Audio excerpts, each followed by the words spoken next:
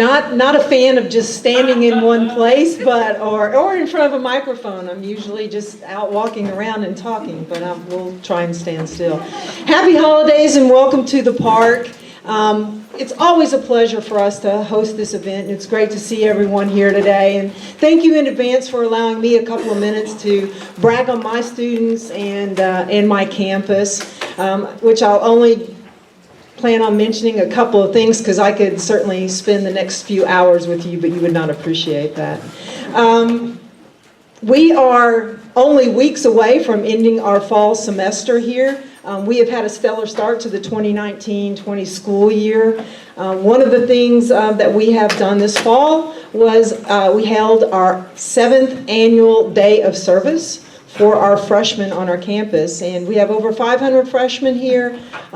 We sent them out into the community at over 17 sites, along with 100 upperclassmen as mentors, and they go out to these various organizations and perform a day of service for them. And so, again, that was our 7th annual day of service, and so proud of that day because it gives exposure and that experience to those students who may not have had that experience of giving back to the community, serving others, putting others before themselves, and just helping in general.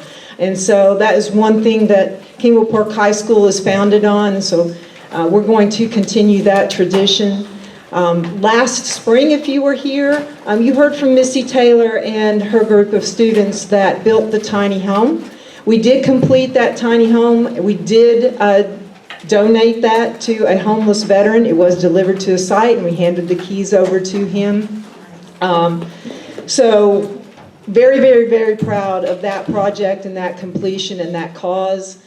We have started house number 2. The walls are up, and so we have committed to this project. And not only is it for a good cause, but it brings relevancy and a lot of our goals, our district goals for our students when they are working on this project. And so those skills are utilized during that project. And so we're just extremely proud of those two things that we have done and continue to do great work with our students with academics and all of our fine arts and athletics.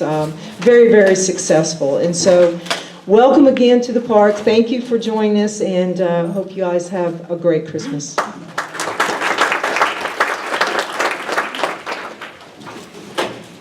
Okay, thank you. That tiny homes thing, if you haven't seen, did they record that and post that somewhere when they gave the keys over? I know they took pictures. Yeah, I thought I saw it somewhere. It was super cool, though. I think that's just such a great program. So we're going to flip a little bit here. Our next, we're not going to. It's okay. The next speaker we have for you is Matt Barrett, Division Engineer with Flood Management Division with the San Jacinto River Authority.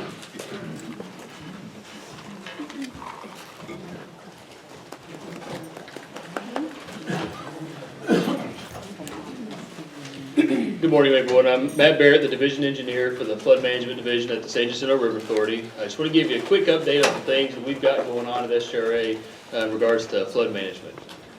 First, a little background on SGRA and a little idea of what we do. We were created in 1937 by the Texas Legislature. Our service area covers the entire San Jacinto River watershed, excluding Houston Harris County with one minor exception that I'll cover. And we cover all or part of 7 counties, so it's a very large service area, and one of 10 major river authorities in Texas. Up until 2018, we included 4 operating divisions. Our Highlands Division, which was created just after World War II in the 1940s, that's our one exception where we work in Harris County. That division provides raw water to a couple of major industrial customers in the area as well as some other customers. We have our Lake Conroe Division, which manages the Lake Conroe Dam and Reservoir, which was completed in the 1970s. We have our Woodlands Division, which provides wholesale water and wastewater service to the woodlands.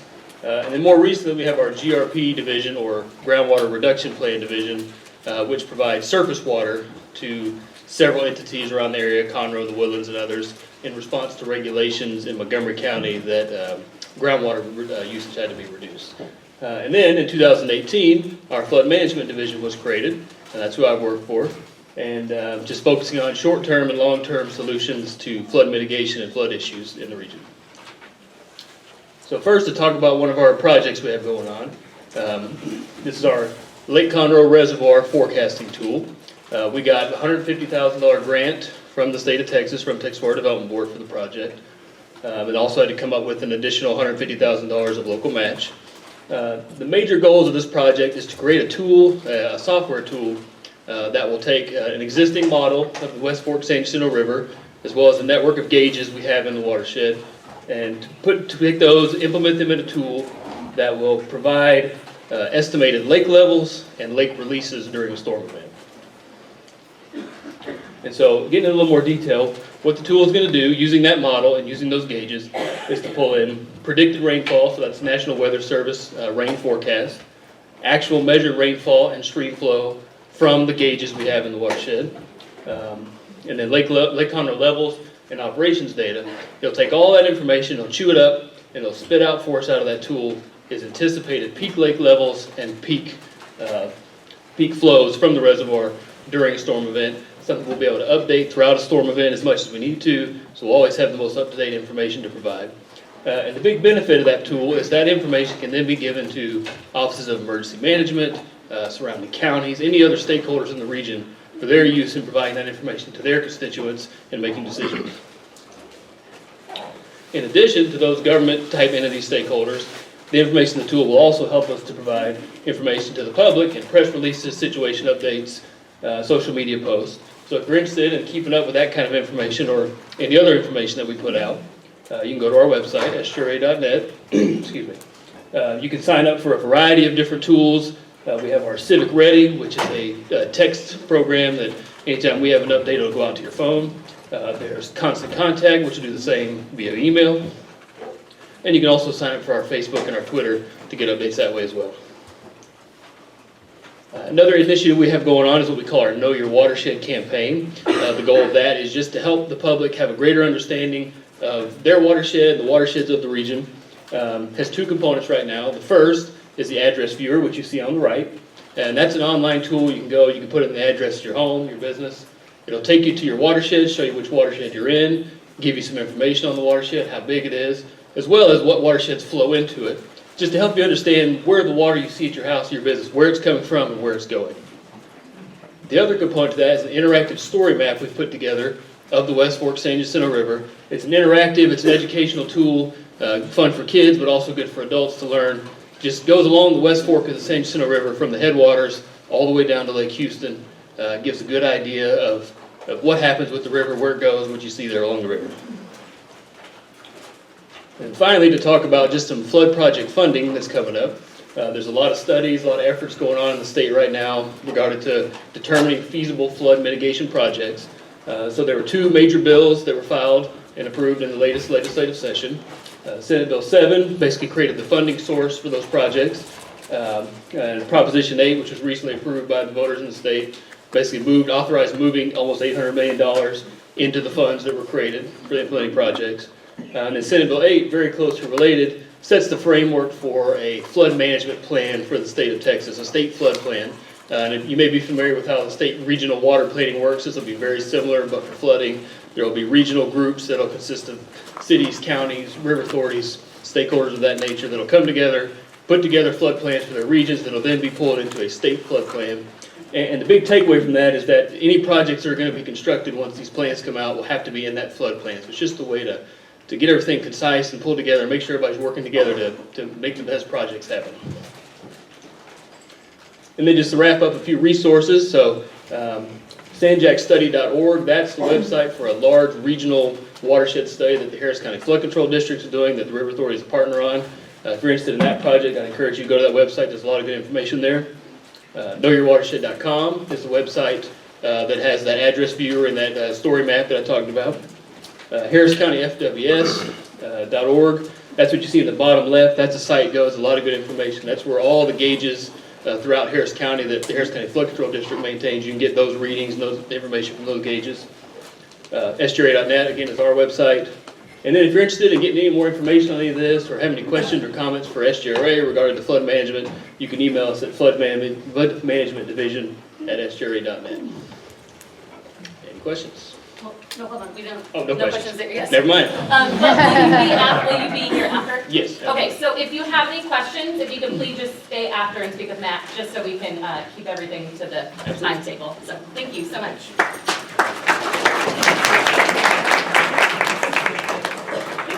Okay, so the next speaker, my favorite person, Jessica Beamer. She's the Chief of Staff for Houston City Councilman Dave Martin. Thank you, Jennifer. I appreciate that. As she said, my name is Jessica Beamer. I am Councilmember Dave Martin's Chief of Staff. I brought together with me the rest of the District E team that's in the office today. I've got Clarissa Perez, our North Sector Manager, and Catherine Cunningham, our Deputy Chief of Staff. Oh, quick announcement before I get started my presentation. It is early voting right now through December 13th. And polls are open 7 to 7 with the exception of Sunday. They're open from 1 to 6 on Sunday, and election day is Saturday, December 14th. Remember, in our area, you did re-elect Councilmember Dave Martin, but, thank you very much. We really do appreciate having the opportunity to continue to serve you. But you also can vote for mayor as well as the 5 at-large council members that also represent you and your interests in this area. So make sure you pay attention and read up on those folks and get out and vote. Who should we vote for? I'll be here afterwards. To get started, there are 2 different dredging initiatives. The West Fork is this dredging initiative here, which does cover just the actual West Fork of the river of the San Jacinto.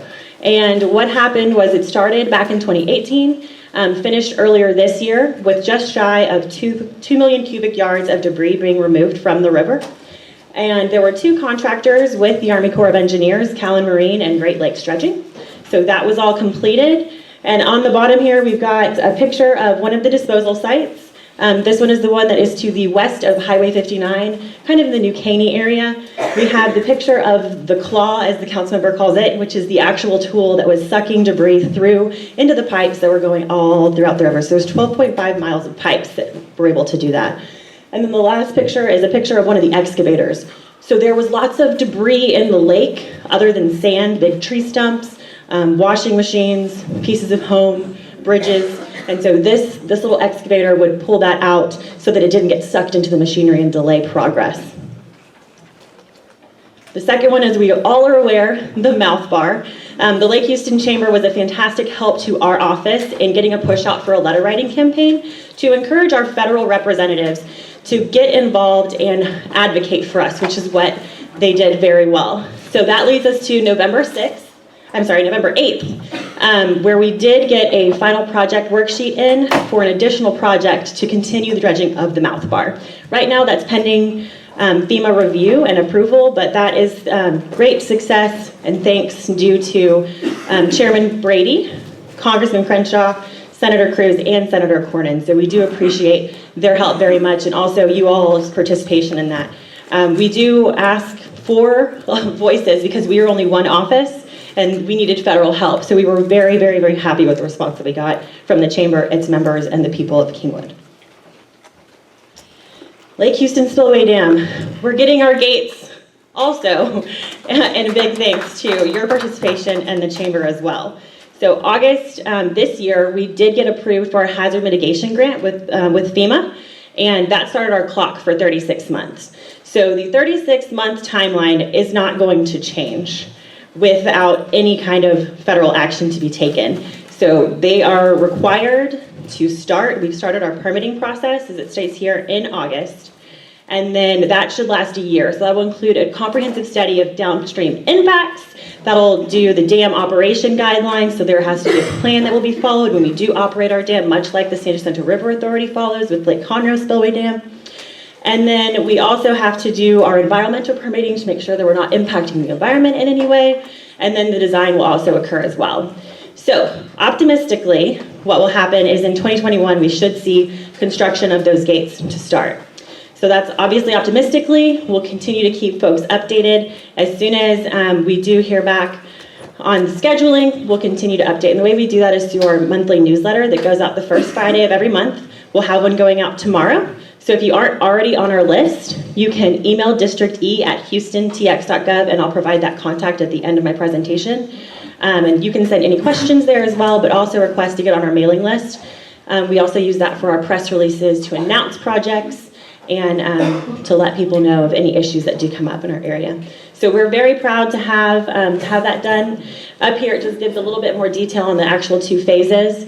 Phase 1 is going on right now.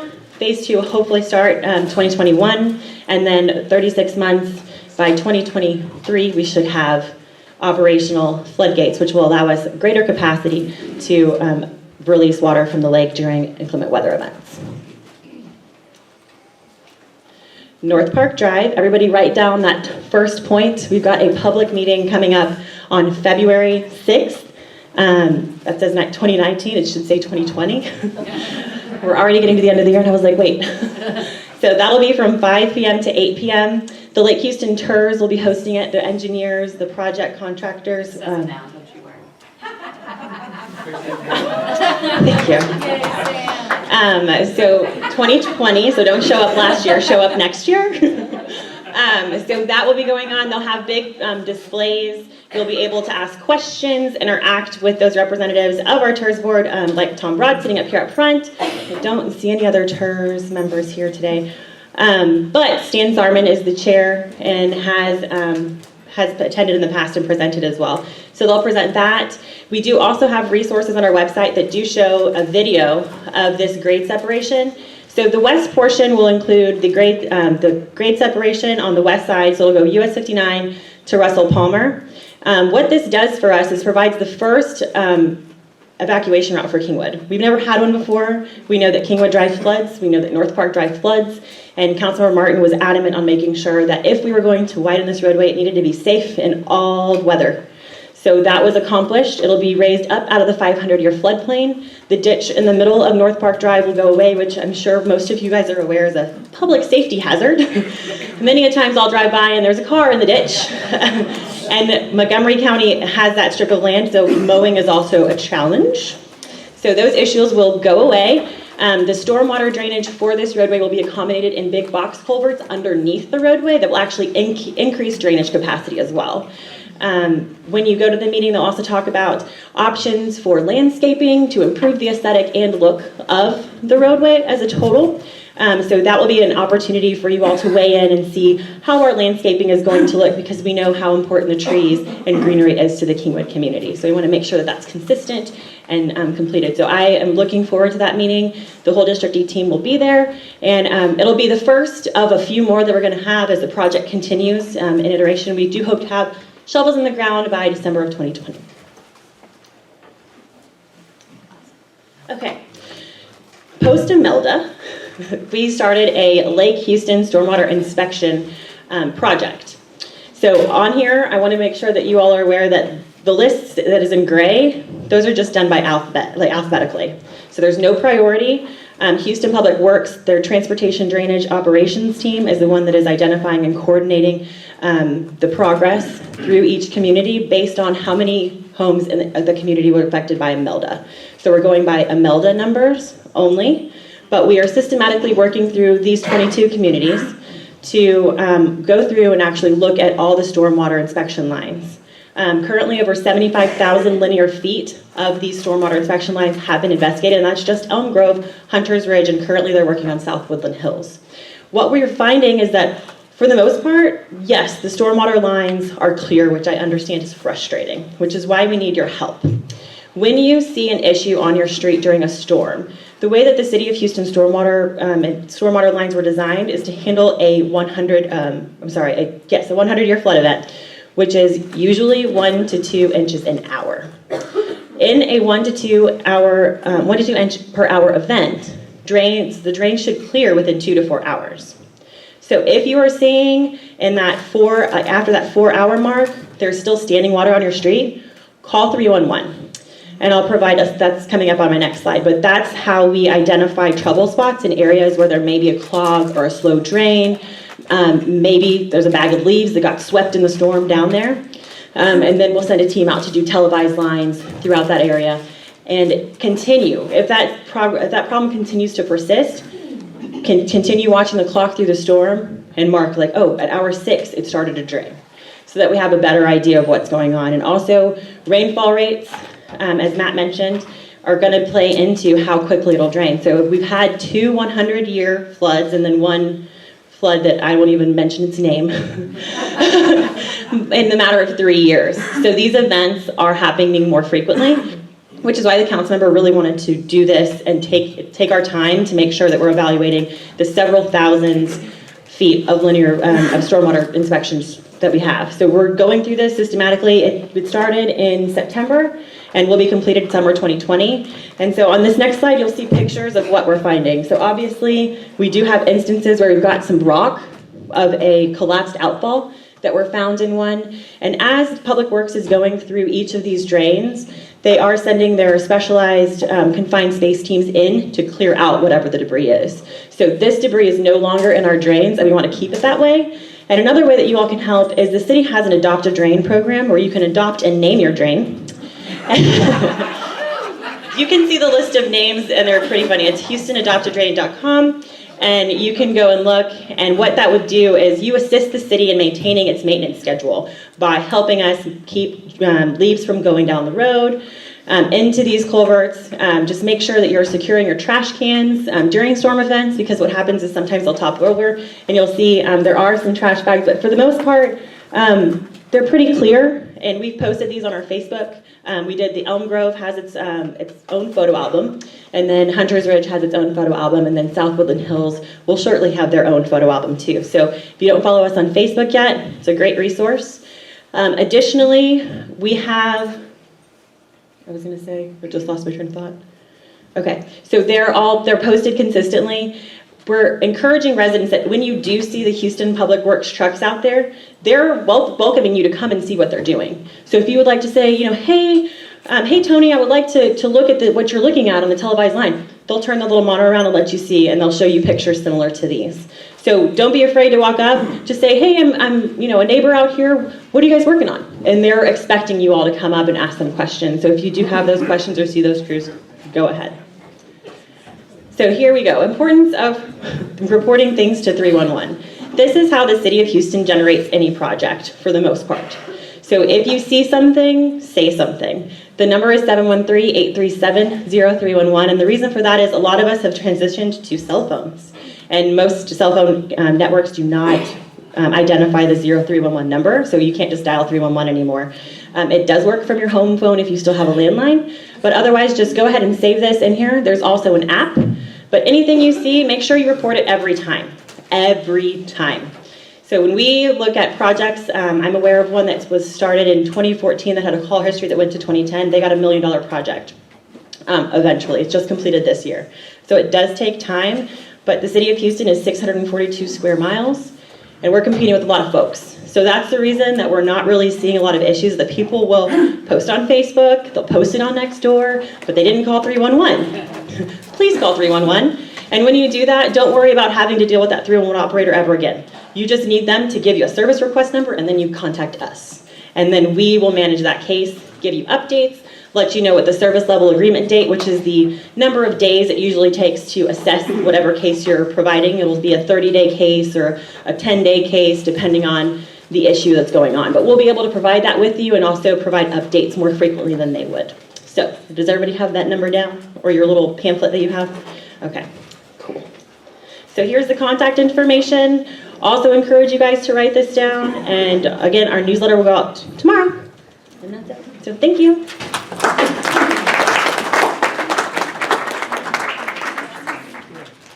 Thank you, Jessica.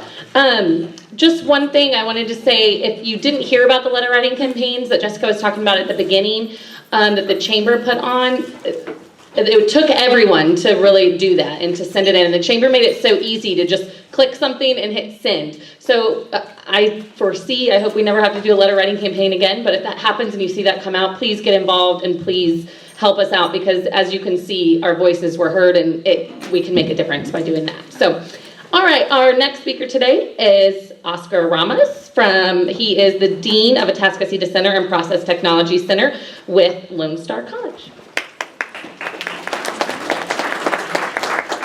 Good morning, I'm not Bridget Johnson. And all I can think about, I should be thinking about what I'm about to say to you, but all I can think about are names for drains right now. That's all I can think about. And I can't say any of the ones I've thought of. So, anyways, so I'm going to give you a quick, yeah, it's about to get out of control. I'm going to give you a quick update about what's going on at the college. And then I'm going to talk about a couple of our workforce programs that I think would be an interest to some of you and maybe some of the people you know in the community. So first off, Kingwood is coming along really, really well. The facilities look fantastic. Currently, we are building, rebuilding an outdoor stage in front of our music building so that they can do some music performances and use it in the quad for student events. So we're really excited about that. Also, registration has started. Very, very important for us. So please, if you know people are interested in different programs, adult learners, students who are maybe transitioning and trying to figure out what they need to do, have them come see us, talk to us. We have advisors that are trained to talk with people and figure out what is it that students want to do. So we're really excited. This is a good time for us. And let's see, and what else? I mean, those are the kind of the things that are happening right now on campus, and I'll be here to answer any questions about that. But I really want to talk about part of the area that I'm in charge of, and that is, I'm over at Atascocita, but I'm going to talk to you about Process Technology Center, which is one of the other buildings that I'm over. So we actually have, the building was built in 2018. I don't know if you are familiar with it, seen it. It's a little tucked away, but it's behind Summer Creek High School in Lockwood. Yes, people have seen it. Have any idea what it is? Some of y'all probably have no clue what it is, but that's okay. That's why I'm here. We run 2 workforce programs out of that building, process technology and instrumentation. They're specifically designed to help in the process industry. Obviously, that location is nearest in our system to the ship channel, where there are lots of plants, lots of businesses that use the type of services that we're trying to train students to be involved with. So I have a couple of pamphlets up here for both of our programs. So the 2 programs are process technology. One of the things that process technology, if you're not aware of what that is or what a process technologist does, there's a variety of industries that they're involved with. So oil and gas, chemical processing, food and beverage, water treatment, power generation. So these are all industries that use process technicians. So I think some people get a sense that it's just about those businesses down on the ship channel, but there are a lot of different variations that process technicians can work in. In fact, we just partnered with Entergy up in just north of Conroe with their new plant. They've hired several of our students to work up there. So we're really excited about those partnerships. One of the great things about process technology is that it is very lucrative. Students that graduate from our program, average starting salary is about $70,000, and that's walking out the door. That's before training, that's before additional things. Most of them end up making probably 6 figures within a year or 2. So it's very lucrative for students. We have it down to a 4-semester program. So if they come in, and it's a very full program, don't get me wrong, it's 4 semesters of a lot of coursework, but they can be out the door in 4 semesters, which is actually less than the average 2 years that people think of, right? Because they do summers as well, so it's about 1.5 years. So the second program that we have started is instrumentation, and what instrumentation techs typically do, they're a maintenance function in those facilities. So all of the instruments that they use for measurements, for calibration, for those different types of things, those instrument techs are there to repair, to look at, install new, and make sure that those facilities are working just as well. Those average starting salary in Houston actually start at about $80,000. So they're very high demand. That program is a little bit more demanding when it comes to math and science. So that's one thing to consider. But again, it is very lucrative, and we are really excited that those students are getting those opportunities. We have been able to partner with a lot of companies in the area, including CP Chem, ExxonMobil, Shell, LyondellBasell, Huntsman. So we have some great connections, and our students are, that was interesting. Our students, we have about 80% job placement as they leave. So most of our students are being employed. We are hearing that after the fact, but even before they leave, about 80% already have jobs on the way out. So we're really excited about it. It's if you know a student, or have a student of your own, or maybe some of you want to transition, are interested in that kind of work, come see us. We think that it's really positive, and it's a new workforce program here locally that can really kind of match with what we're doing here. So we appreciate it. I'm not going to ask for questions because we already dealt with that. So I'm gonna hang out. If anyone has any questions, and like I said, I have these up at the front. Please take them because I hate taking stuff back.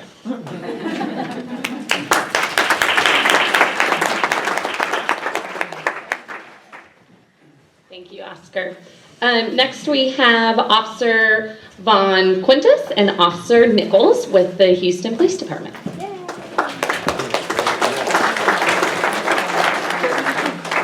I don't like talking to the microphone. Am I good? Or You do y'all have want me to have a video. Oh, I have Yeah, talk to us at the radio post. All right, well, here we go. I'm gonna take a 45-minute presentation and make it a lot shorter. What I'm gonna talk to you about is holiday shopping safety and what the department is asking citizens to do to help keep you safe, and as well as keep you from getting injured in a crime. So many of y'all have seen videos where people are walking out of stores, they get robbed or something, they want to fight somebody off, and they end up getting injured, whether it be dragged by a car, beaten. What we want to try to do is try to avoid that. The number one thing we ask people to do, if you're caught in a situation like that, comply with the suspect that's involved in that crime. The reason is your life is way more important than the items that you have in your hand or on your persons. During the holiday, when you're walking around shopping for your friends and family, we're asking you, don't carry large sums of cash. If you can only get away with carrying your driver's license, a credit card, and a checkbook, some people in here probably don't know what a checkbook is. I don't know what a checkbook is, but they tell me to say that. So, those three things are great. Because the reason we ask you to do that, we don't want you to pay for your items in cash at a store because that person behind you is going to be seeing how much cash you have. Even if it's $101 bills, these people do these things for a living. They think that's $100 bills. So the best thing to do is, if you know you're going to go to the food court when you're in the mall, take $5 or however much you think you're going to get a drink for, or like a meal, which is probably a lot lower. Unless you go to the Astros game, it's like 13 bucks. But so that's something that we really push for, is to take as least amount of things as possible with you out to keep you safe and to prevent these things from happening. Also, shop with friends if you can. And when you're going out to the parking lot, have your keys in your hand when you're walking out. If you see something suspicious, you can always, most of the stores in here have loss prevention or security at them now. If you feel uncomfortable walking out of the mall to your car because you see some suspicious person out there, please go back in the store, ask security, hey, could you watch me go to my car real quick because I just feel uncomfortable. Everybody has that feeling, got that hair raised up on your neck, you just think something's not right.